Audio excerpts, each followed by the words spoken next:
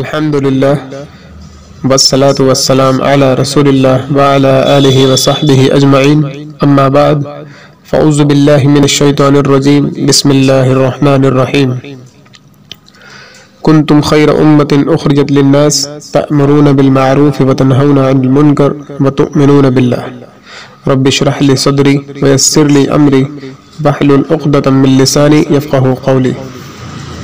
ناظرین کرام، میں نے سورہ آل عمران کی آیت نمبر 110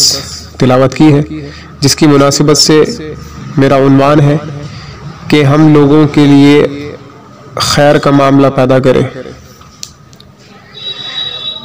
ناظرین کرام، جیسے خود اللہ رب العالمین نے اس آیت میں بیان کیا کہ ہم نے تمہیں ایک بہترین امت پیدا کیا ہے لوگوں کے لیے، کیونکہ تم لوگوں کو اچھائی کی طرف بلاتے ہو اور برائی سے روکتے ہو اور اللہ پر ایمان پختہ رکھتے ہو۔ تو یہی بات کو لیتے ہوئے آج ہم دیکھتے ہیں کہ آج لاک ڈاؤن ہے، پریشانیاں حد سے زیادہ بڑھتی جا رہی ہیں، یہ بیماری پھیلتی جا رہی ہے۔ اللہ سے دعا ہے کہ اللہ رب العالمین ہمیں جلد سے جلد اس بیماری سے نجات دے، آمین۔ پریشانی آئی ہے، اس میں پریشان ہونے کی ضرورت نہیں ہے، گھبرانے کی ضرورت نہیں ہے۔ اللہ کی طرف سے تمام پریشانی آتی ہے، کیونکہ ہر پریشانی جو بھی آتی ہے وہ اللہ رب العالمین کی طرف سے آزمائش کے لیے ہوتی ہے اور ہمارے گناہوں کے سبب کچھ ہوتا ہے۔ سب سے بڑی بات یہ ہے کہ ہمیں اپنے گناہوں سے بچنا چاہیے اور آئندہ تمام گناہوں سے پرہیز کرنا چاہیے، اللہ سے توبہ کرنی چاہیے۔ یہ توبہ کا وقت ہے، اور سب سے اچھی بات یہ ہے کہ ہمارے نزدیک الحمدللہ اگلا مہینہ رمضان المبارک کا آ رہا ہے، تو اللہ رب العالمین سے آنے والے رمضان کی تیاری کیجئے۔ رمضان کے مہینے میں اللہ سے خوب توبہ واسطہ غفار کیجئے، تو انشاءاللہ اللہ رب العالمین ہمیں ضرور معاف کرے گا۔ اور خوب دعا کیجئے اس معاملے میں کہ اللہ رب العالمین اس بیماری کو، اس کرونا وائرس جیسی بیماری کو اللہ سبحانہ وتعالی جلد سے جلد اس دنیا سے اٹھا لے اور ہم لوگوں کو خیر عافیت کے ساتھ رکھے، اور ہم لوگوں کو اللہ رب العالمین توحید پر قائم رکھے اور توحید پر ہمارا خاتمہ کرے۔ اللہ جب چاہے کسی کی آزمائش لے سکتا ہے، کیونکہ ایمان والے کے اوپر یہ چیز آتی ہے، اور ایمان کی تازگی یہ ہے کہ انسان اس پر صبر کرے اور اللہ رب العالمین سے صحیح چیز، اچھی چیز کی طلب کرے۔ خود اللہ رب العالمین اس چیز کو بیان کرتے ہیں سورہ بقرہ سورہ نمبر 2 آیت نمبر 155 میں، وَلَنَبْلُوَنَّكُمْ بِشَيْءٍ مِّنَ الْخَوْفِ وَالْجُوعِ وَنَقْصٍ مِّنَ الْأَمْوَالِ وَالْأَنفُسِ وَالثَّمَرَاتِ، یعنی اللہ رب العالمین کسی نہ کسی طرح آزمائش ضرور لیں گے، وہ چاہے پھلوں کی کمی کر کے ہو، دشمن کے ڈر سے ہو، کھانے پینے میں کمی کر کے ہو، یا مال و جان سے ہو۔ تو یہ آزمائش کا آنا اللہ کی طرف سے ہو سکتا ہے کسی پر بھی، کسی انسان پر بھی،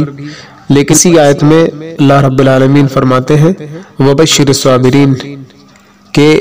صبر کرنے والوں کو خوشخبری سنا دیجیے۔ وہ خوشخبری بھی اللہ سبحانہ تعالیٰ نے اسی آیت کے نیچے والی آیت سورہ بقرہ سورہ نمبر 2 آیت نمبر 156 میں بیان کی، جس میں اللہ رب العالمین نے فرمایا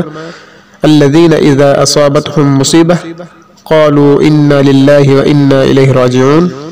کہ جب ان پر کوئی مصیبت پڑتی ہے تو یہ کہہ دیتے ہیں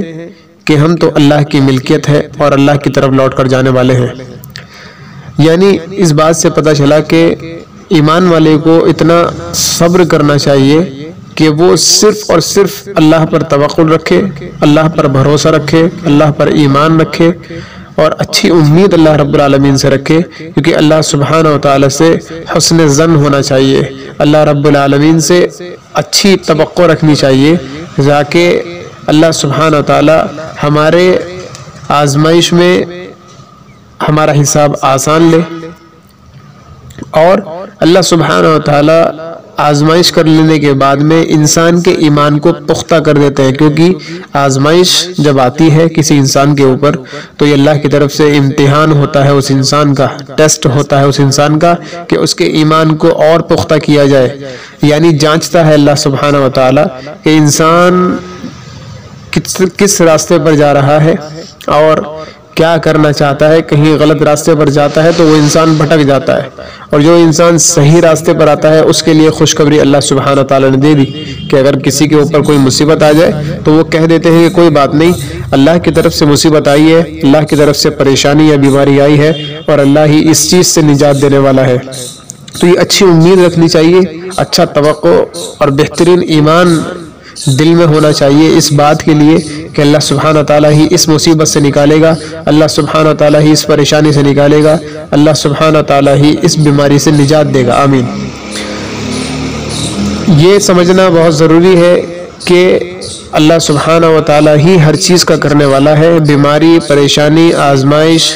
ٹیسٹ جتنے بھی ہوتے ہیں یہ سب کچھ اللہ کی طرف سے آتے ہیں، اور اللہ سبحانہ تعالیٰ ہی ان کو ختم کرتا ہے، اور اس کے بہترین انداز اور اس کے قوانین اللہ سبحانہ تعالیٰ نے محمد صلی اللہ علیہ وسلم کے ذریعے سے ہمیں بتائے ہیں۔ اس میں نماز ہے، روزہ ہے، توحید ہے، زکوٰۃ ہے، صدقات ہیں، یہ تمام چیزیں، اور اس کے علاوہ الحمدللہ قرآن و سنت میں بے شمار اللہ سبحانہ تعالیٰ کی آیتیں نازل ہو چکی ہیں۔ اس کے بنسبت اگر ہم انشاءاللہ عمل کریں تو اللہ سبحانہ تعالیٰ سے امید رکھتے ہوئے یہ دعا کریں کہ اللہ تو ہمارے گناہوں کو معاف کر اور ہماری آزمائش کو اتنا سخت نہ لے، کیونکہ ہم اتنی طاقت نہیں رکھتے کہ تیری سخت آزمائش میں ہم کامیاب ہو سکیں۔ اللہ سبحانہ تعالیٰ سے اچھا حسن ظن رکھنا چاہیے، اور اللہ سبحانہ تعالیٰ سے توبہ و استغفار کرتے ہوئے روزانہ کم از کم اپنے ہر گناہوں جو بھی کر چکے ہوں اس کے لیے توبہ کرنی چاہیے، کیونکہ اللہ سبحانہ تعالیٰ دوسری جگہ سورہ ملک کی آیت نمبر 2 میں فرماتا ہے الذی خلق الموت والحیات لیبلوکم ایکم احسن عملا، کہ اللہ سبحانہ تعالیٰ نے ہم انسانوں کے لیے زندگی اور موت بنائی ہے، اور اسی آیت میں فرمایا احسن عملا، یہ جانچنے کے لیے کہ دیکھتے ہیں بہترین عمل کرنے والے کون ہیں۔ تو یہاں اللہ تعالیٰ خود چاہتا ہے ہم لوگوں کو کہ غلط راستے سے صحیح راستے پر آئیں، اور اچھے اخلاق کے ہم ایک پیروکار ہوں، اور اچھے عمل ہم کرتے رہیں تاکہ اپنی زندگی میں ہم اس دنیا میں بھی کامیاب ہوں اور آخرت میں بھی انشاءاللہ کامیاب ہوں۔ اللہ سے دعا ہے کہ اللہ سبحانہ وتعالی ہم مسلمانوں کو، ہم لوگوں کو قرآن و سنت کی روشنی میں عمل کی توفیق دے، پختگی سے اس پر ثابت قدم رکھے، آمین۔ السلام علیکم ورحمۃ اللہ وبرکاتہ۔